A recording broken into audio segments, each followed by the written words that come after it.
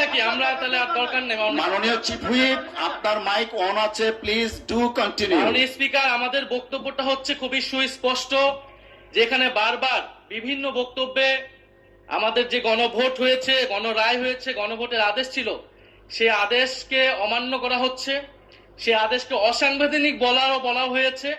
যার ভিত্তিতে আমরা এখানে এসেছি সেটাকে মাননীয় অসাংবিধানিক বলা চিফ হচ্ছে। হুইপ, আপনার স্পেসিফিক কিছু থাকলে বলেন, আর না হলে স্পেসিফিক ভাবে আপনাকে বলছি। দৌড় দেওয়া হয়েছে। মাননীয় স্বরাষ্ট্রমন্ত্রী তার বক্তব্যে বলেছেন সংস্কার কমিটি করার প্রস্তাব এনেছেন। ধন্যবাদ, এটা ম্যাটারটা রিজলভ হয়ে গেছে। এনি এটা বলতেই পারেন না, কারণ আমরা গণভোটের আদেশে গণভোটে অংশগ্রহণ করে সবাই আজকের এই জায়গায় এসেছি। আমরা সংবিধান সংশোধনের জন্য এখানে আসি নাই, সংবিধান সংস্কারের জন্য আমরা এসেছি। ধন্যবাদ মাননীয় চিফ হুইপ। এবং মাননীয় সংসদ সদস্য জনাব হান্নান মাসুদ, করতে বলেছেন, আপনি আপনার অসমাপ্ত বক্তব্য সমাপ্ত শুরু করুন। নিয়ে আসতে বলেছেন, সেটার জন্য আমাদের